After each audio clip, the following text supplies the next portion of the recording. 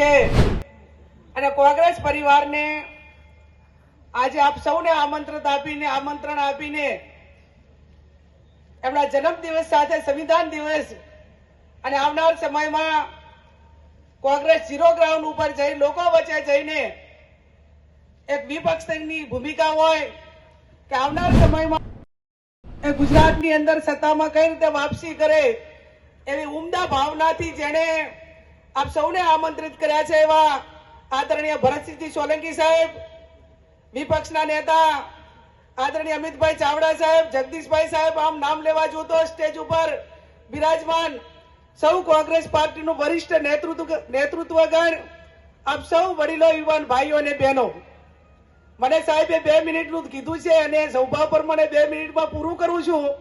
એટલે અમિતભાઈએ અને જગદીશભાઈએ જે વાત કરી એમાં મારો સૂર પુરાવું છું કે એમણે અનેક કાર્યકરોને નેતૃત્વ માટેની તક આપી અને એમની સાથે જ્યારે કામ કરવા માટેનો અનેક વખત મોકો મળ્યો ત્યારે ફરિયાદને કોઈ અવકાશ નહીં અને સ્વનિર્ભર જાતે ગ્રાઉન્ડ ઉપર કામ કરીને આગેવાન બનો, એક પોતે આગવું સ્થાન ધરાવીને કાર્યકરોને કાયમી પોતાની તાકાત ઉપર જે તે વિસ્તારમાં નેતૃત્વ કરવા માટેના જે ગુણ એમને કાયમી સ્થાપિત કર્યા છે.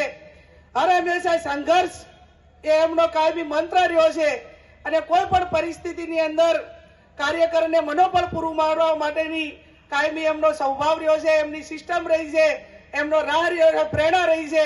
ત્યારે હું ભગવાન પરમાત્માને પ્રાર્થના કરું કે એમનું લાંબુ આયુષ્ય વધે અને આ પરિવારને જે ભેગો કર્યો છે, જે હેતુ માટે ભેગો કર્યો હોય એમાં ભગવાન પરમાત્મા સૌ કાર્યકરોને, કોંગ્રેસના કાર્યકરોને આગળ વધવા માટેની શક્તિ આપે એ શબ્દ સાથે ફરી એમને ખૂબ ખૂબ જન્મદિવસની શુભેચ્છાઓ પાઠવું છું. જન્મદિવસ નિમિત્તે આપણે સૌ એકત્રિત થયા છીએ એવા આદરણીભાઈ શ્રી ભરતભાઈ સોલંકી, કોંગ્રેસ વિધાનસભા પક્ષના નેતા આદરણીભાઈ શ્રી અમિતભાઈ ચાવડા, CWCના મેમ્બર ભાઈ શ્રી જગદીશભાઈ ઠાકોર, માજી સાંસદ CECના મેમ્બર અને અમારા હાઈકોર્ટના સાથી થોડા મોડા પણ આપણી વચ્ચે પહોંચી શક્યા છે. સ્વાગત છે.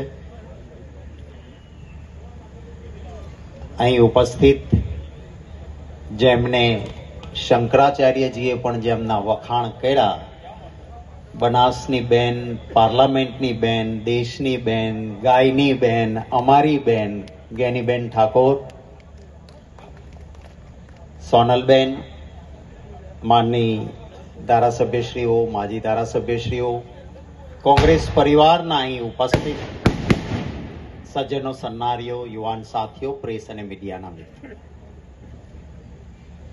ભરતભાઈએ ખૂબ સરસ આયોજન કરીને આપણને સૌને મળવાની તક આપી છે.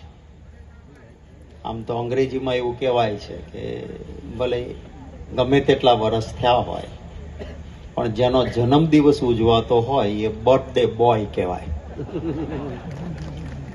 અમારા માજી પ્રદેશ પ્રમુખ આદરણીય સિદ્ધાર્થભાઈ સાથે મેં ગાડીમાં આવતા હતા ત્યારે ઘણી વાતો કરતા હતા કે એક સમયનો દોર સાથે કામ કર્યું છે અને ત્યારે આદરણીય ભરતભાઈને આપણા સૌના વતી ખૂબ શુભકામનાઓ પાઠવીએ कि तुम जियो हजारों साल, हर साल के दिन हो 10,000. Many many many happy returns of the day. ने खूब शुभकामनाओं. आदरणीभाई सुखरामभाई, अनेक આગેવાનો બેઠા છે, બધાના નામો લઈ શકતો નથી. ખૂબ પ્રેમથી આપણે સૌ એક પરિવાર, પક્ષ એ વિચારધારાથી જોડાય છે. જેમ કુટુંબ છે એ લોહીના સંબંધથી જોડાયેલું હોય છે, એમ પક્ષ એક વિચારધારાના સંબંધથી જોડાયેલો હોય છે અને એટલા માટે પક્ષ પણ એક મોટો પરિવાર છે અને પરિવાર આજે એકત્રિત થયો છે ત્યારે આપણી સૌની શુભકામનાઓ આદરણીય ભરતભાઈને હૃદયપૂર્વક પાઠવું છું. સરસ આયોજન કર્યું. રાજ્યના ખૂણે ખૂણેથી આપણે સૌ અહીંયા એકત્રિત થયા છે. આજે ભરતભાઈનો જન્મદિવસ તો છે જ, પણ સાથોસાથ એક ઐતિહાસિક દિવસ છે. બાબા સાહેબ આંબેડકરની અધ્યક્ષતામાં જે ડ્રાફ્ટિંગ કમિટી બની, મુસદ્દા સમિતિ બની અને એણે જે બંધારણનો મુસદ્દો તૈયાર કર્યો, એ તૈયાર થયેલા બંધારણના મુસદ્દાને બંધારણીય સભાએ, કોન્સ્ટિટ્યુટ એસેમ્બલીએ મહોર મારી અને બંધારણને સ્વીકૃત કરીને દેશને સમર્પિત કર્યું. એ દિવસ હોય તો એ 26 નવેમ્બરનો દિવસ, આજે એની 75મી વર્ષગાંઠ આપણે મનાવી રહ્યા છીએ.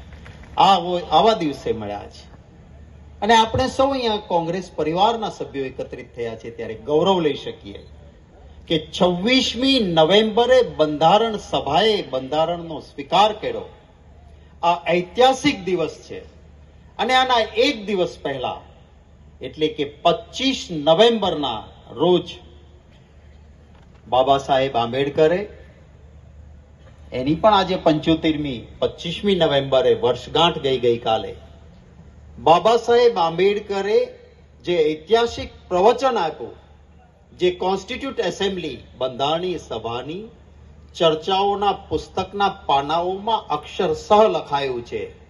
ઐતિહાસિક ભાષણ બાબા સાહેબ આંબેડકરનું 25 નવેમ્બરના રોજ બંધારણીય સભાને મુસદ્દો રજૂ કરતી વખતે બંધારણનો એમણે ભાષણ આપ્યું ત્યારે કહ્યું કે જ્યારે મને મુસદ્દા સમિતિના અધ્યક્ષ તરીકે કામ કરવાનું હતું ને, ત્યારે એક ચિંતા હતી કે દરેક વ્યક્તિ